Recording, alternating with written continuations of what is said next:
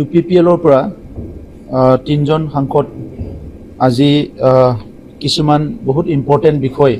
ইয়াৰ ওপৰত সংবাদ মাধ্যমত কিছু কথা ক'ব বিচাৰিছোঁ। বিশেষকৈ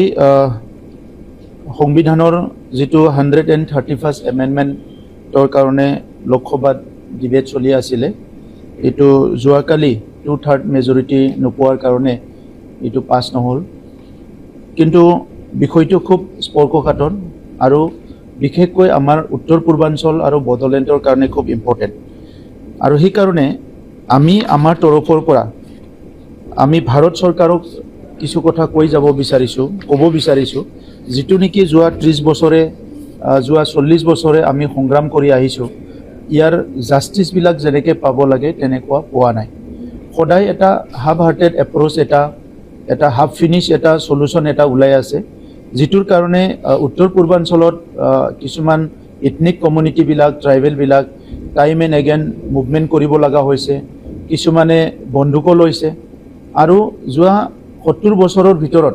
50 বছৰটো যদি চাবলৈ যায়, তাত প্ৰায় 50,000 উত্তৰ পূৰ্বাঞ্চলৰ পৰা লোক মৰিব লগা হৈছে। এতিয়া বিষয়টো হৈছে যে এই যে 50,000 লোক মৰিব লগা হ'ল ভাৰত স্বাধীনৰ পিছত, এইটো কিছুমান সাংবিধানিক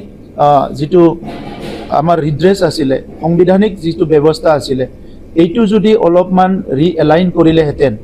অলপ যদি ৰিফৰ্ম কৰিলেহেঁতেন, তেতিয়া আমাৰ এস্পিৰেশ্যনছবিলাক, উত্তৰ পূৰ্বাঞ্চলৰ আশা আকাংক্ষাবিলাক পূৰণ কৰিবলৈ বহুত ভাল সুযোগ পাইছিলে। আমি ফ্ৰণ্টিয়াৰ হয়, আমি ম্যানমাৰৰ লগত, ভূটানৰ লগত, চাইনাৰ লগত, বাংলাদেশৰ লগত উত্তৰ পূৰ্বাঞ্চলৰ ৰাজ্যবিলাক সংলগ্ন হৈ আছে। সেই ৰাজ্যবিলাকৰ ইছ্যুছবিলাক ভেৰি চেঞ্চিটিভ আৰু সেইটো ডিল কৰিবলৈ যিখিনি স্পেচ পাব লাগে, ৰিপ্ৰেজেণ্টেশ্যনটো কম কাৰণে সেই স্পেচখিনি পোৱা নাই। আৰু সেইকাৰণে আজি আমি বিচাৰিছোঁ যে উত্তৰ পূৰ্বাঞ্চলৰ চিটটো পপুলেশ্যনৰ বেচিছত নহয়, তাত ইথনিচিটি, তাত ৰিপ্ৰেজেণ্টেশ্যন আৰু ক্ষুদ্ৰ ক্ষুদ্ৰ জনগোষ্ঠীৰ ভইচটো নেশ্যনেল প্লেটফৰ্মত, নেশ্যনেল ফৰামত যাতে শুনাব পাৰে, নিজৰ গ্ৰিভেঞ্চেছবিলাক শুনাব পাৰে, সেইটো কথাটো মনত ৰাখি পেলাই নৰ্থ ইষ্টৰ ডিলিমিটেশ্যনটো হ'ব লাগে। আমি সেইটো বিচাৰিছোঁ আৰু পপুলেশ্যনটো এটা ক্ৰাইটেৰিয়া তাত হ'ব নালাগে। বড়োলেণ্ডৰ ক্ষেত্ৰত আমি ক'ব বিচাৰিছোঁ যে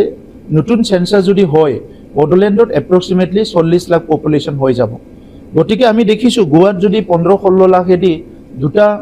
তাত লোকসভা হ'ব পাৰে, তো বড়োলেণ্ডত আমি প্ৰায় 40 লাখৰ ওচৰত যিটো পপুলেশ্যন, তাত আমাৰ 3টাকৈ লোকসভা হ'ব পাৰে। আনপিনেদি আমাৰ তাত যিটো আছে যে বড়োলেণ্ডত আমাৰ এতিয়া যি ৰিডিলিমিটেশ্যন হৈ গ'ল, তাত 15টা চিট এছেম্বলি চিট দিয়া হ'ল। আমি বিচাৰিছোঁ সেইটো 15টা নহয় 30টা হ'ব লাগে, কাৰণ তাত অকল বড়ো নহয় 26টা জনগোষ্ঠী আছে। চবেই ৰিপ্ৰেজেণ্টেশ্যনটো পাব লাগিব আৰু চবেই যদি ৰিপ্ৰেজেণ্টেশ্যনটো পাব লাগে, তাৰ চিটটো বাঢ়াব লাগিব। যোৱা ৰিডিলিমিটেশ্যনৰ ক্ষেত্ৰত BTC একট 2003 4.7 ক্ল'জটোৰ অলপ দহাই লৈ পেলাই তাত ST চিটটো এনহেঞ্চ কৰা নাই, তাৰ ইণ্টাৰপ্ৰিটেশ্যনটো অলপ বেলেগকৈ অনা হৈছে। তাৰ ইণ্টাৰপ্ৰিটেশ্যনটো হৈছিলে যে 2003 চনলৈকে তাত যিমান ST চিট আছে, সেই ST চিটটো যেতিয়া ৰিডিলিমিটেশ্যন হ'ব, এইটো চেঞ্জ হ'ব নালাগে। কিন্তু ইয়াৰ ইণ্টাৰপ্ৰিটেশ্যনটো বেলেগকৈ কৰা হ'ল যে এডভাৰ্চলি এফেক্টটো নন ট্ৰাইবেলত হ'ব বুলি এটা ইণ্টাৰপ্ৰিটেশ্যন কৰি পেলাই যিটো নেকি আমি পাব লাগে ST চিটটো বেলেগ অঞ্চলবিলাকত লৈ যোৱা হ'ল। এতিয়া এই ডিলিমিটেশ্যন যেতিয়া হ'বলৈ গৈ আছে, ইয়াত এটা ডাঙৰ সুযোগ আহিছে। গতিকে তাত ST চিটৰ সংখ্যাটো বাঢ়াব লাগে আৰু লগতে যিখিনি আমাৰ নন ST মানুহ বড়োলেণ্ডৰ ভিতৰত আছে, সেইসকলে অ'পেন চিটবিলাকত ৰিপ্ৰেজেণ্ট কৰিব। কিন্তু তাত এটা যিহেতু 332 আৰ্টিকেল মতে এইটো ST চিটটো বনোৱা হৈছে শ্বেডিউল ট্ৰাইবৰ, তাত বাহিৰৰ পৰা যিটো ৰিপ্ৰেজেণ্টেশ্যন বা বাহিৰৰ পৰা যাই পেলাই MLA যিটো খেলে, কণ্টেষ্ট কৰে, সেইটো বন্ধ হ'ব লাগে। যিটো আছে বড়োলেণ্ডত আমি এগেইন এটা কথা ক'ব বিচাৰিছোঁ যে যিটো BTR একৰ্ড হৈছিলে, এই BTR একৰ্ডৰ ক্ল'জ মতে তাত আমাৰ ভিলেজ ইনক্লুজনৰ কাম হৈ আছে। যিখিনি ভিলেজ ইনক্লুজনৰ কাম হৈ আছে, সেইটো অতি শীঘ্ৰে ভাৰত চৰকাৰে কমপ্লিট কৰিব লাগে। আৰু 3.1 মতে যি বড়োলেণ্ড পিচ একৰ্ড আছিলে 2020, তাত অগমেণ্টেশ্যন এৰিয়া আছিলে, তাত ভিলেজ ইনক্লুজনৰ কামটো শ্ল' হৈ আছে, এইটো ফাষ্ট কৰিব লাগে। আৰু লগে লগে আমি বিচাৰিছোঁ কাউন্সিলৰ চিটটো 40ৰ পৰা 60 হ'ব লাগে, যাতে সকলো জনগোষ্ঠী তাতে ৰিপ্ৰেজেণ্টেশ্যনটো পায়। আমি বিচাৰিছোঁ যে সংবিধানৰ যিটো 125th এমেণ্ডমেণ্ট এইটো পেণ্ডিং হৈ আছে এই এমেণ্ডমেণ্টটো আহিব লাগে অতি শীঘ্ৰে আৰু তাত আমি কিছুমান চেঞ্জেছ বিচাৰিছোঁ যেনেকৈ ক্লজ 4.3 মতে আৰ্টিকল 282 এমেণ্ড হ'ব লাগে ফাইনেন্সিয়েল যিটো পজিশ্যন এইটো ষ্ট্ৰেংথেন কৰাৰ কাৰণে এই কামটো কৰিবৰ কাৰণে আমি ভাৰত চৰকাৰক আজি আমাৰ তৰফৰ পৰা আমি ৰিকুৱেষ্ট কৰিছোঁ নৰ্থ ইষ্টৰ যিটো 6 শিডিউল কাউন্সিলবিলাক আছে এই কাউন্সিলবিলাকক ষ্ট্ৰেংথেন কৰিব লাগিব আৰু ষ্ট্ৰেংথেন কৰিব লাগিলে যিখিনি এতিয়া ডিলিমিটেশ্যনত আৰ্টিকল 81 আৰ্টিকল 330 আৰু আৰ্টিকল 332 তাত মেনশ্যন কৰা হৈছে এই গোটেই প্ৰচেছটো কমপ্লিট কৰি 6 শিডিউল কাউন্সিলত যিখিনি আমাৰ সিট বাঢ়াব লাগে এইটো বঢ়াই পেলাই পলিটিকেল এছপিৰেশ্যনটো কিমান পাৰে ৰিজল্ভ কৰাৰ কাৰণে ভাৰত চৰকাৰে ডাঙৰ এটা সুযোগ পাইছে এই সুযোগটো ল'ব লাগে আৰু উত্তৰ পূৰ্বাঞ্চলৰ শান্তিটো সাষ্টেইন কৰাৰ কাৰণে যাতে উত্তৰ পূৰ্বাঞ্চলৰ মানুহে পুনৰ আন্দোলন কৰিব লগা নহয় উত্তৰ পূৰ্বাঞ্চলৰ পুনৰ সংগ্ৰাম কৰিব লগা নহয় আৰু এটা ডাঙৰ এটা সুযোগ পাইছে আফটাৰ 78 ইয়াৰ্ছ ইণ্ডিপেণ্ডেন্সৰ যে নৰ্থ ইষ্টৰ মানুহক জাষ্টিছ দিয়াৰ কাৰণে থ্ৰু দিছ ডিলিমিটেশ্যন প্ৰচেছ সেইকাৰণে ভাৰত চৰকাৰক নৰ্থ ইষ্টৰ ক্ষেত্ৰত বিশেষকৈ সবকো একাউণ্টত লৈ সবকো কনফিডেন্সত লৈ থ্ৰু কনচালটেশ্যন এই প্ৰক্ৰিয়াটো কমপ্লিট কৰিবলৈ আমি অনুৰোধ কৰিছোঁ নট অনলি পলিটিকেল এটা এজেণ্ডা লৈ পেলাই যাতে এইটো নকৰে এইটো আমি ৰিকুৱেষ্ট কৰিছোঁ আৰু ওমেন ৰিজাৰ্ভেশ্যনৰ ক্ষেত্ৰতো যিটো 33% ওমেন ৰিজাৰ্ভেশ্যন তাত আমি ক'ব বিচাৰিছোঁ যিহেতু তাত লোকসভা সিটৰ সংখ্যা যথেষ্ট কম সেইকাৰণে ওমেন ৰিজাৰ্ভেশ্যন বিলটো লাগু কৰাৰ লগে লগে তাত লোকসভাৰ সিটটো আৰু বঢ়াব লাগিব যাতে এটা সিট থাকিলে এই এটা সিটটো আমাৰ বহুত এটা ক্ৰাইচিছ হ'ব ৰিপ্ৰেজেণ্টেশ্যনৰ ক্ষেত্ৰত আৰু নৰ্থ ইষ্টৰ ওমেন আমাৰ ভাৰতৰ বাকী পাৰ্টৰ ওমেনৰ কথাটো মই নকওঁ এইটো উত্তৰ পূৰ্বাঞ্চলৰ ওমেন্সৰ এটা স্পেচিয়েল এটা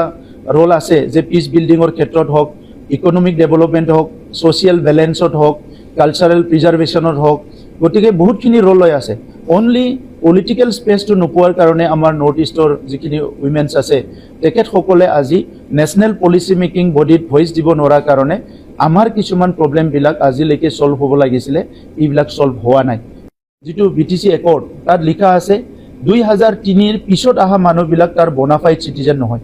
গতিকে 2003ৰ আগত যদি কোনোবা আছে সি থাকিব 2003 চনৰ পিছত আজি কোনোবা বেলেগ বাহিৰৰ মানুহ গৈ পেলাই BTC এৰিয়াত ইলেকশ্যন কণ্টেষ্ট কৰিছে যিটো নেকি 6 শিডিউল যিটো ডিমাণ্ড আছিলে তাত যে সেপাৰেট অটনমি লাগে সেপাৰেট মানে এটা এটেনশ্যন লাগে গভৰ্ণমেণ্টৰ তো এই গোটেই বিষয়টো ডাইলুট কৰি দিছে তো সেইকাৰণে যেহেতু ৰিপ্ৰেজেণ্টেশ্যনৰ অভাৱত বা গভৰ্ণমেণ্ট অফ ইণ্ডিয়াৰ কনষ্টিটিউচনেল যিটো ৰাইটছ এইটো এনচিয়ৰ কৰিবৰ কাৰণে এনজয় কৰিবৰ কাৰণে মুভমেণ্ট কৰি 8,000 মানুহ মৰি পেলাই বডোলেণ্ড ক্ৰিয়েট হৈছে আৰু তাত যদি এতিয়া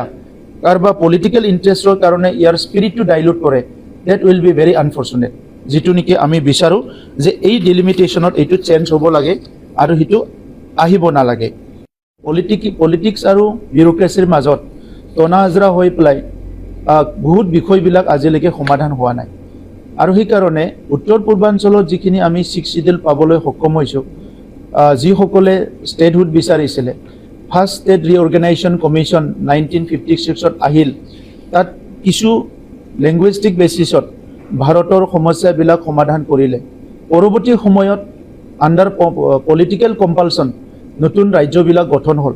উত্তৰ পূৰ্বাঞ্চলত অটনমিবিলাক 6 শিডিউল কাউন্সিল অটনমাছ কাউন্সিলবিলাক গঠন হ'ল কিন্তু উত্তৰ পূৰ্বাঞ্চলৰ যেহেতু জনগাঁথনিটো ভাৰতৰ অইন পাৰ্টৰ লগত নিমিলে তাত আমাৰ ট্ৰাইবেল বা ইণ্ডিজিনাছ মানুহবিলাকৰ জনসংখ্যা যথেষ্ট কম সেইসকলে স্বাধীনতাৰ পৰা এতিয়ালৈকে বহুত জনগোষ্ঠীয়ে ৰিপ্ৰেজেণ্টেশ্যন পোৱা নাই 200তকৈ অধিক আমাৰ জনগোষ্ঠী আছে যি জনগোষ্ঠীবিলাক এতিয়ালৈকে ৰিপ্ৰেজেণ্টেশ্যন পোৱা নাই তো সেইকাৰণে যিটো দীঘলীয়া এটা ভুল হৈ গ'ল এই ভুলটো কাৰেকশ্যন কৰাৰ কাৰণে এই ডেলিমিটেশ্যনৰ থ্ৰুৱেদি বা যিটো নেকি কনষ্টিটুৱেঞ্চি ৰিড্ৰয়িং কৰিব বিচাৰিছে ইয়াৰ দ্বাৰা এটা ভাল ডাঙৰ এটা সুযোগ পাইছে যদি এটা হলিষ্টিক এপ্ৰ'চ লোৱা যায় উইথ উইজডম আৰু কম্পেশ্যন যদি কামটো কৰা যায় প্ৰচেছটো ভাৰত চৰকাৰে নৰ্থ ইষ্টৰ ক্ষুদ্ৰ ক্ষুদ্ৰ জনগোষ্ঠীবিলাকক এতিয়াও মানে জাষ্টিছ দিব পাৰে তো সেইকাৰণে আমি UPPLৰ তৰফৰ পৰা আমি ভাৰত চৰকাৰক ৰিকুৱেষ্ট কৰিছোঁ আমাৰ তৰফৰ পৰা আমি আৰ্জ কৰিছোঁ যে ডিলিমিটেশ্যন হোৱাত যিটো হিষ্ট্ৰিকেলি ভুল হৈছে আণ্ডাৰ ৰিপ্ৰেজেণ্টেশ্যন নৰ্থ ইষ্টে পাইছে কোনোবা ৰাজ্যত এজনে লোকসভাত আছে ক'তবা দুজন আছে কিন্তু এই অঞ্চলবিলাক পাহাৰীয়া অঞ্চল হয় টেৰাইন হয় বহুত ডিফিকাল্ট ৰিজন হয় তাত বহুতে যেনেকৈ লাগে তেনেকুৱা কামবিলাক কৰিব পৰা নাই